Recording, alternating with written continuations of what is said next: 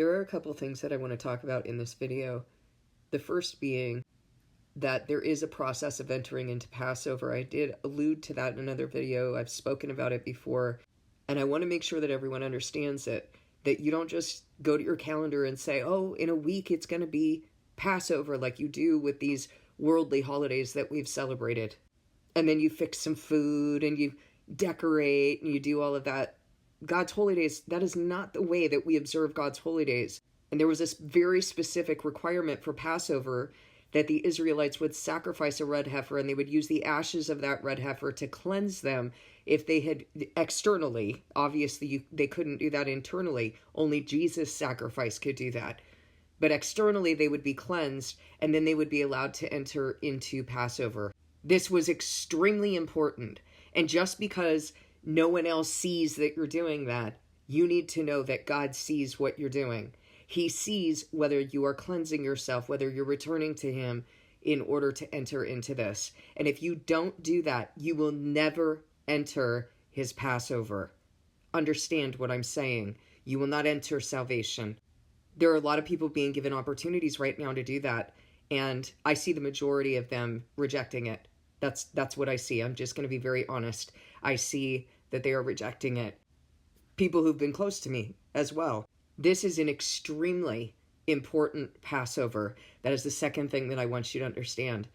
That if you have not cleansed yourself prior to this Passover, you will not enter salvation, because no one is going to repent after this trumpet has been blown. And the word is very clear that there has been a decision made, that there is a decision made as to the judgment that is going to come on those who do not have the seal of God. This is an extremely important Passover. There's something else that I want to talk with you about, and it's very relative to what went on during the Passover when Jesus was killed. I want you to remember that false witnesses were brought. They were brought, but they couldn't get their stories together. Many false witnesses rose at that time, but could not get their stories together. I want you to remember that Judas handed Jesus over for 30 pieces of silver. Now, Jesus said that if the master of the house was called Beelzebul, how much worse for the members of his household. He said that if they hate you, remember that they hated me first. And so we are to understand that the very things that Jesus went through and more, we are going to go through. Right now, as we speak, people are able to call in and turn over and falsely accuse God's servants for a monetary incentive. They are being incentivized to do that, okay? Do you understand how many Judases will arise? This afternoon, there was a comment posted on this YouTube channel, and I went back to God because I wanted to understand, is this something you want me to share about or not? Someone came on the channel claiming that their wife has been sending me thousands of dollars behind their back. That is a lie. That is an outright false accusation. It is a lie. That person is going to the lake of burning sulfur. They have brought an accusation against a servant of God. Guys, it is not that difficult to Google information on a person. If you really wanted to verify what I have said to you, you could pretty easily do it. You could pretty easily verify that I owned a property in a wealthy neighborhood, my home, and that I owned a building in a wealthy neighborhood. It's not that difficult. You can verify. I owned those things, and in order to own those things, I had an extremely lucrative career. Do you think that I gave all of that up to beg for scraps? Honestly, I understand that thousands of dollars might seem like a lot to people, and it would be a lot to me right now. But I want you to understand something. I made tens of thousands of dollars in a month. I have not given everything up so that I can sit here and beg for money from people. That is insane. It is insane, and it is an outright lie, and there is no way that that person can actually prove what they are bringing against me, what they are claiming. But I want you to understand something. You don't have to prove anything. You can call that FBI tip line and you can say, Carrie Horn did this. Carrie Horn ran me over yesterday and I'm dead. I'm speaking to you from the grave. And they're not going to question anything. They aren't. They're not going to verify anything because they are set on doing evil and because they have already said that those who speak against America, against Israel, who are anti-fascist, anti-capitalism, anti-Christ, which they're saying anti-Christian, that those people do not have a right to defend themselves. Now, I have been telling you that I believe that this is going to happen during Passover because of what is written in the Word regarding Passover and that fifth trumpet, and this is happening. God is giving the confirmation that this is happening. The reason I'm telling you this, first of all, is so that you understand the times and you can see that these things are progressing just as I have said to you. There has not been a false alarm. Just because things didn't happen the way we thought they were going to happen, God's got to reveal what it is that He's doing. The second reason I'm telling you this is because I have concern for God's name, which I have been serving. I have concern for His name. I have concern for the work that I have invested in doing with you. And I want you to know from my mouth that these things, that these accusations, these are lies. They are not the truth. And that they are blatantly absurd.